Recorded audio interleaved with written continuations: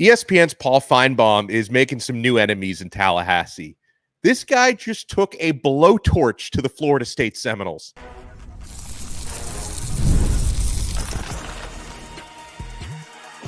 You are Locked On ACC, your daily podcast on the Atlantic Coast Conference. Part of the Locked On Podcast Network, your team every day. Shout out to the everydayers, and thank you so much for making Locked On ACC your first listen and your first watch today. We're available free wherever you get your podcasts. We're free on YouTube. We're part of the Locked On Podcast Network, your team every day. Today's episode is brought to you by FanDuel. Make every moment more. This summer, FanDuel is hooking up all customers with a boost or a bonus daily. That's right. There's something for everyone every day, all summer long. Visit FanDuel.com to get started. On this episode, we will talk about the basics of how mediation works, because I learned something about that today. Florida State and the ACC are in mediation right now in Florida. I don't know how that's going to go, but we'll find out, hopefully something in the coming days. We'll talk about the Associated Press rankings and whether or not we agree with them. There's 4 ACC teams ranked. Is there anyone who was snubbed and left out from that? But Kenton Gibbs. Kenton, by the way, hosts Locked On Wolfpack. I am Alex Donno. I host Locked On Canes.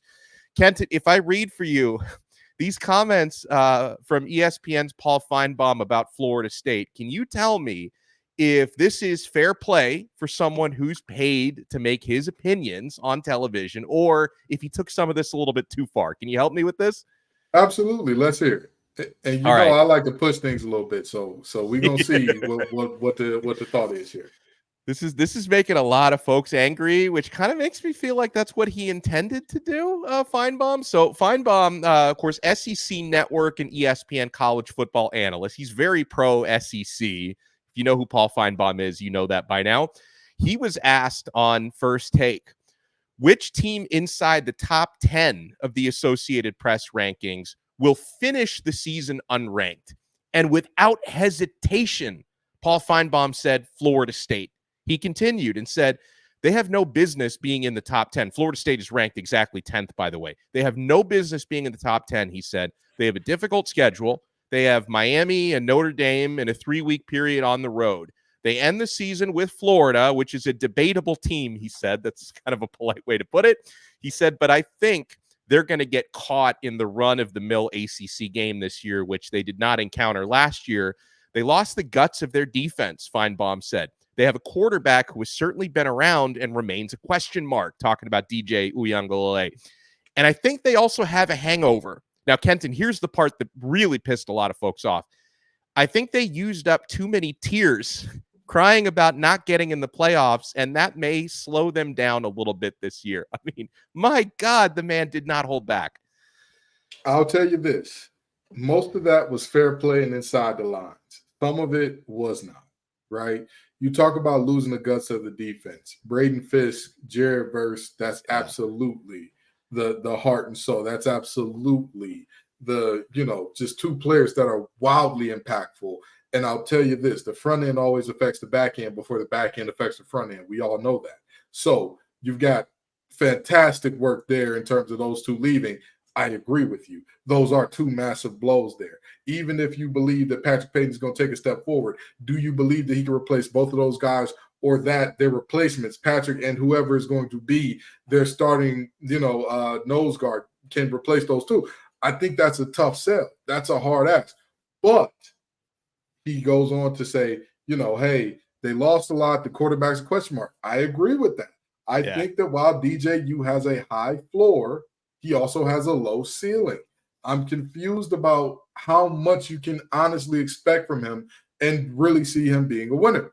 Now, where you get out of bounds is where you say they used up too many tiers. And here's the thing. I actually agree with the hangover assessment. I think that teams that go undefeated and deal with a situation like that, there will absolutely be a hangover. It's like losing the Super Bowl. There's hangovers to that kind of thing. Absolutely. But to say they use too many tears, crying, that was a cheap shot. Man. Come on, man. Be a professional. Be a professional. But that's what this hot take world that we're in now is. It's all about. It's no longer about what's substantive. It's about what's going to make people laugh, what's going to piss people off, what's going to make them click. And that's, Paul Finebaum gets paid good money for what he does for a reason. He's good at pissing people off. And this is the moment where he pissed people off. To Florida State fans, I would simply say this. Look at Paul Finebaum, take it with a grain of salt. Know that he is Stephen A. Smith with the same hairline, but a much lesser audience. That's in essence who he is. Yeah. He's a Stephen A. Smith of the SEC, and he's trying his best to hurt your feelings. Don't let him bother you. Don't let him get to you. Oh, I know what it feels like to be in Finebaum's crosshairs. There was a comment 4 or 5 years ago that he made, because, not me personally, Kenton, by the way. I'm talking about. I was about to say. Hold on. Paul has no idea who I am. Maybe if we hosted Locked On SEC, he would know. He probably knows who Chris Gordy is. He has no idea who I am. No, but I know what it feels like as a guy who covers and went to Miami to be in Finebaum's crosshairs, because he made a comment 4 or 5 years ago where he referred to Miami as a quote unquote third world program. And a lot of folks down in South Florida took that very personally. But at the same time, it's like, you said it. This is what Finebaum does. He's Stephen A. Smith of the SEC. This is what he does. So I guess my follow-up question would be, in making these comments, and I don't think it's the first time he's pissed off Florida State fans recently, because, he was talking in recent months about how, like, the SEC would have no interest in adding Florida State and Clemson, and he may not be wrong about that. I think a lot of folks wonder the Big Ten thing is more debatable. The Big Ten would seem like the likelier destination for Florida State and Clemson, but he ruffled some feathers with those comments, making it seem like Florida State is an overvalued program in his eyes, right? So he's upset those fans before, but I see some accusations coming out of Tallahassee where they really think there's a coordinated ESPN agenda against their football program. And it's not just Finebaum. You go back to the comments that Kirk Herbstreit made after, Florida State, in our opinion, was snubbed from the 14 playoff. But Herbstreit, he agreed with the committee's decision. Florida State fans have not forgiven that guy ever since. They probably never will. So it's like, are these just people expressing opinions that may run contrary to a certain fan base? Or do you feel like I think maybe the accusation would be that since, the ACC is a TV partner of ESPN, and since Florida State may be looking to go to Fox with the Big Ten, that there's a coordinated attack by ESPN against Florida State. I don't feel like that's the case. What about you? I don't think that there's a coordinated attack against Florida State in terms of that is the main goal. But there is a coordinated effort to inflate and pump up the SEC. And attacks on Florida State are a byproduct of that. That is right. And I don't think Herbstreit cares about that, but Finebaum for sure. He will knock down anybody he has to prop up the SEC. Yes. Absolutely. And not only that, let's take it a step further in terms of what's happening with the coverage of these different conferences. The reality of the matter is very simple. I've talked about it ad nauseum. Sankey is a showman. He's a showman. He knows how to get the crowd going. He knows how to do all those things. And that on top of the fact that SEC schools are willing to give so much to football, and they're like, hey, everything else be damned. We are going to be really good at football, and that's just all there is to it. The reality is very simple. ESPN has shown time and time and time again that there will be that tilt, there will be that lean towards the SEC. Look at the difference between the SEC and ACC networks. And that's no offense to the ACC network. They do good work. They do really good work. But I'm saying look at the difference in terms of who the personalities are, what the personalities are paid, who has the largest followings, and all that type of stuff. And I get it. The SEC has more of a situation where SEC schools are their state's pro team. Who's the pro team in Alabama? Who's the pro team in Mississippi? Right. Who's the pro team in all these different states in the SEC country? I get it. I understand it. But the reality remains that there is absolutely a push. You can tell from a mile away, even before Jordan Travis was hurt, they were saying, well, if Florida State goes undefeated, if this scenario happens where this team loses to this team, if Florida State remains undefeated, who's left out? And Florida State was the odd team out before Jordan Travis got hurt. So to now look at this thing and see Jordan Travis getting hurt was just a convenient excuse, there is absolutely that push that, again, the perception is forming the reality, which that should, as much as we know perception is reality, that should not be the case for certain things. For certain things, it should be what is happening. What is happening? If somebody's pissing on your leg, 12 people telling you it's raining doesn't make it rain. You still need to go wash your leg immediately. You understand? Yes. Even if everybody's agreeing to that. So I think that there's definitely a push for the SEC. I don't think that down in Florida State is the main goal of it, but I do believe it's a byproduct of it. Absolutely. I could see that. Well, the Associated Press rankings just dropped early this week. There are 4 representatives in the top 25 out of the ACC.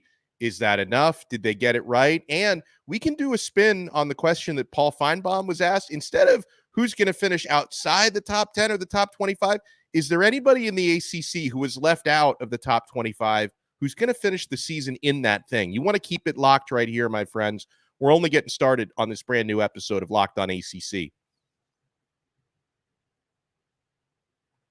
Oh, and I already know you're keeping it locked to eBay Motors. Passion, drive, and patience. That's the formula for winning championships, and it's also what keeps your ride or die alive. eBay Motors has everything you need to maintain your vehicle and level it up to peak performance. Superchargers, roof racks, exhaust kits, LED headlights, and more.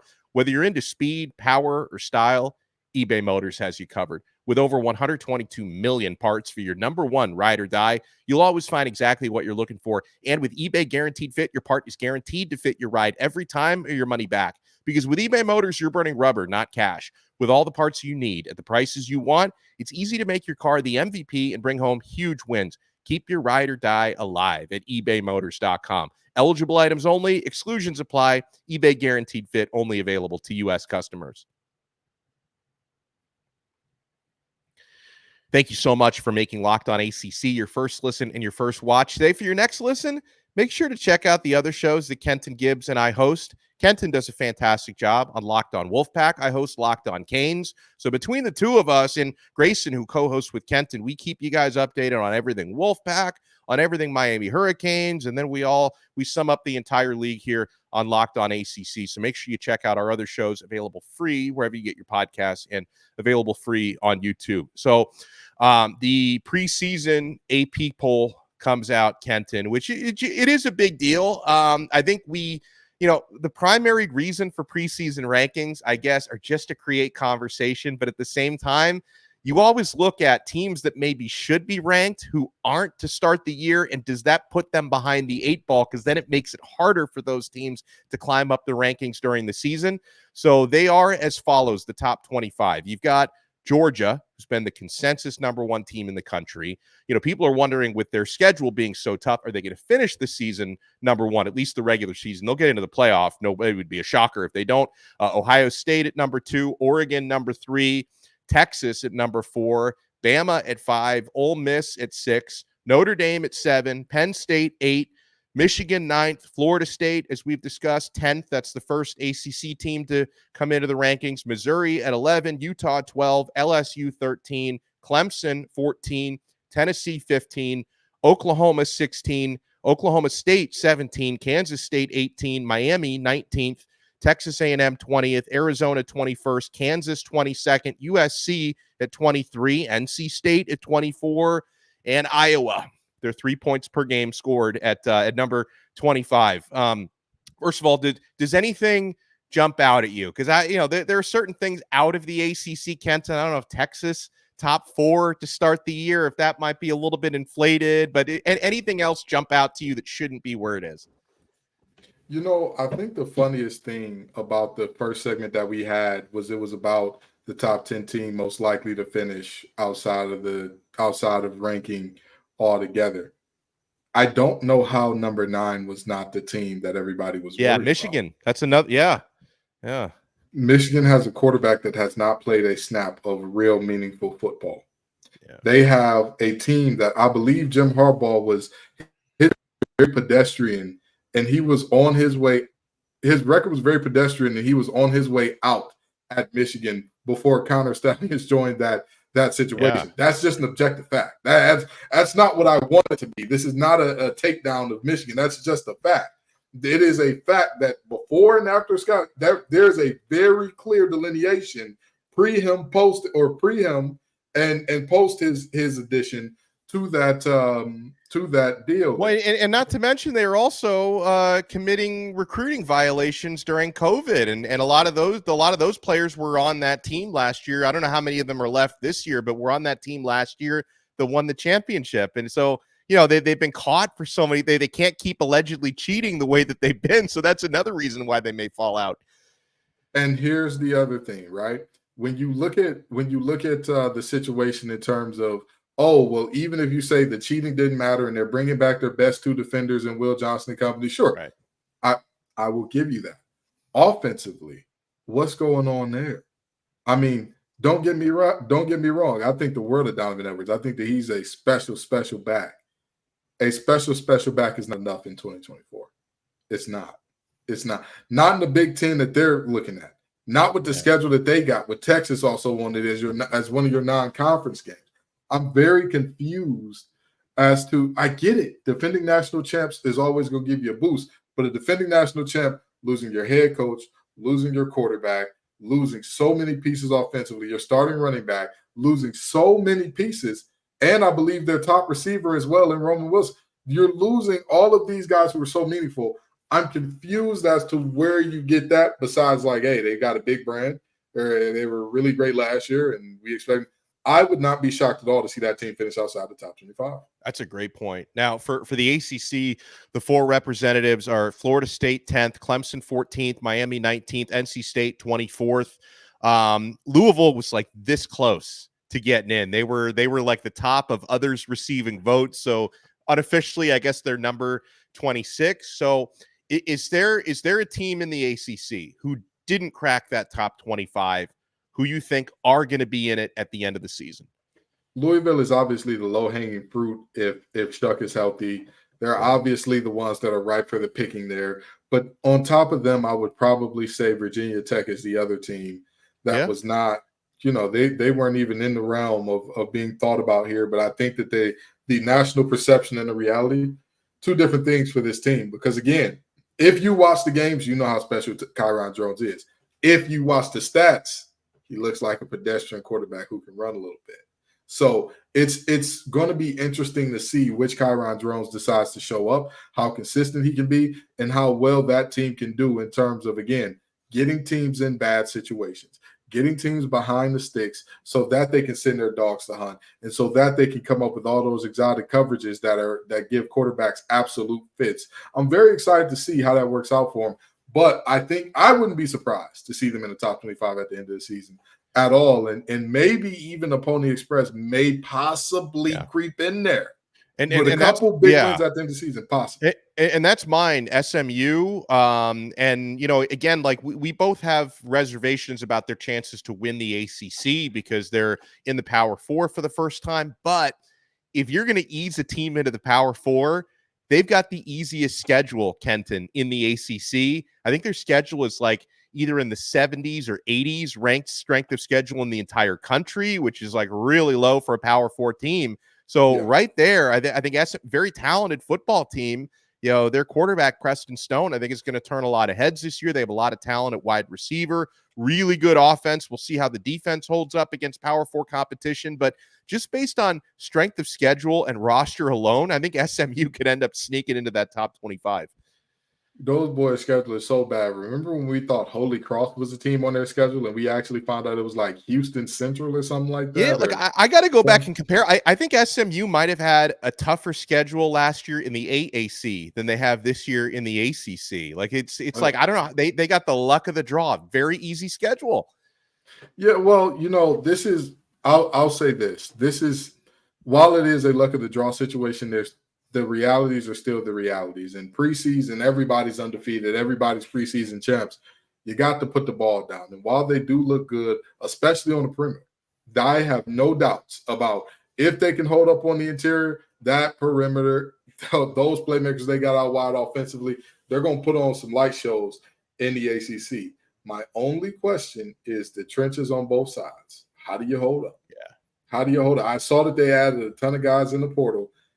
Adding bodies don't mean you're adding good bodies. Adding bodies don't mean you're adding talented guys in that rotation to do what needs to be done there. So, SMU is one of those teams for me that I'm like, Would I be shocked if they ended up in the top 25? No. But if somebody said, hey, you got to bet on one of these teams outside the top 25 to get in before the end of the year, it wouldn't be SMU. Yeah. No, I'm with you on that. So Florida State and the ACC, they're reportedly in mediation sessions this week. Whether anything comes out of that, we'll find out. But Florida State and the ACC, by the way, they've got an appeal date set for next month. The ACC is appealing the denial of the motion to stay in Florida. I'm sure that's going to get held up. Again, we expect Florida State to keep winning in court in Florida. We expect the ACC to keep winning in court in North Carolina. We'll see which case wraps up first. But I was educated today on how mediation works. We'll talk about that when we come back. You want to keep it locked right here. Alex Donno and Kenton Gibbs with you on this brand new episode of Locked On ACC. My friends, FanDuel has gotten us through the summer with so many awesome wagers, so much fun with the Olympics, international soccer, Copa America, the Euros, UFC fights, boxing, and now football season is right here. NFL preseason is already going on.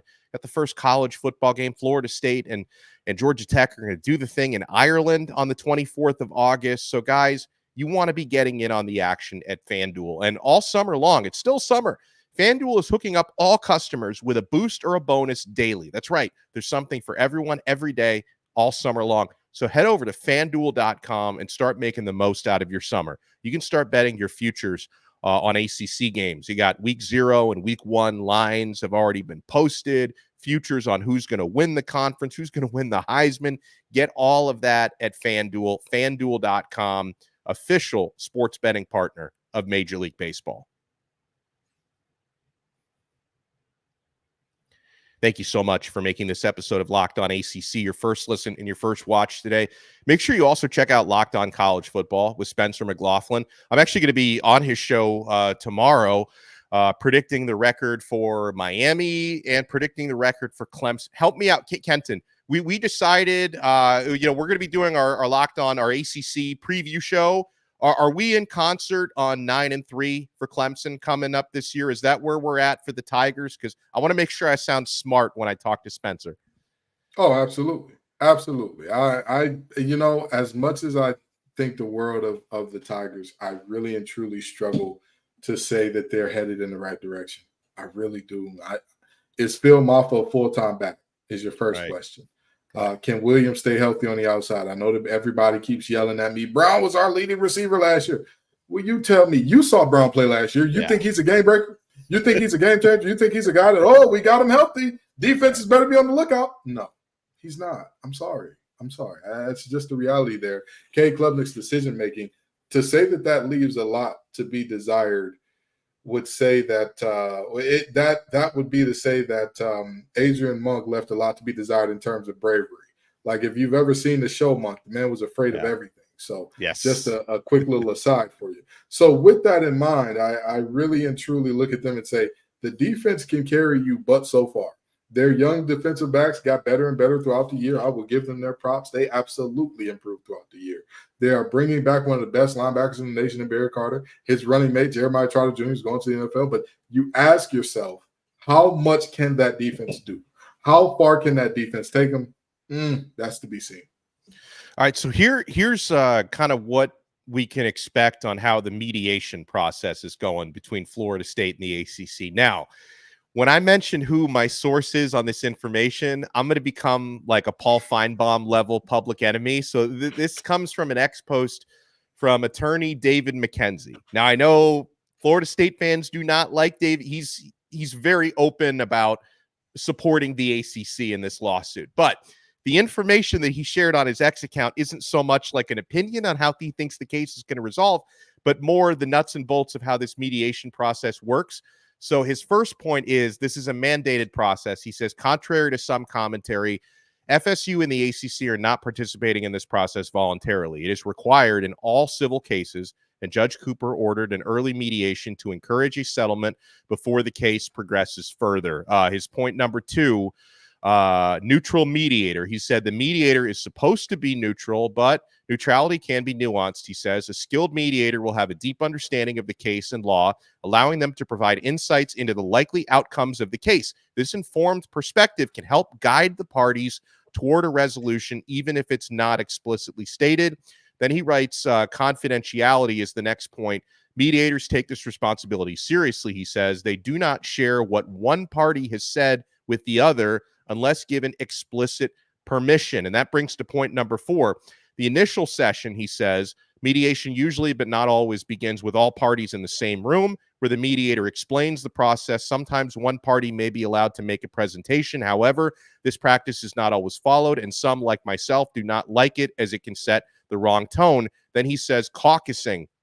After the initial session, the parties typically move to separate rooms to caucus. The mediator will shuttle between rooms, discussing the strengths and weaknesses of each party's case and conveying offers or counteroffers in an effort to reach a middle ground. So part of that I'm educated on, Kenton, is the fact that they actually spend less time in a room together, which makes sense because that's when the other side could kind of figure out what the strategies are, of their opposition, which could be ammunition if it does, get through full trial. So I kind of pictured mediation like, I drew the analogy to marriage counseling where you're kind of in the same room hashing it out. Sounds like there's very little of that. It's more the mediator goes back and forth and he tries to keep what the other side is saying as secretive as possible. Yeah, that absolutely appears to be the case. But I look at this and I'm still like, it's not too different from what you and I imagine, because I believe that it'll be, hey, what's your deal to Florida State? Well, $500 million, pay it out or don't and stay. And the Florida State's deal will be something similar. Oh, we don't want to pay anything, or we want to pay a very low amount, and we don't want our TV rights to be included in that, and or we want our TV rights to be included in that lump sum we paid, but we want it to still stay this low amount. And then they're just like, nope, I don't like that. Don't like that either. Okay, great. Let's go to court and duke it out. I honestly and truly don't see any resolution outside of that coming from this mediation. I would tend to agree, but if we hear more about this process, we will certainly share. He is Kenton Gibbs from Locked On Wolfpack. Make sure you follow him on X at TGIF_Kenton. I am Alex Donno from Locked On Canes. You can follow me at Alex Donno, and we'll talk to you again next time on another episode of Locked On ACC, part of the awesome Locked On Podcast Network. Your team every day.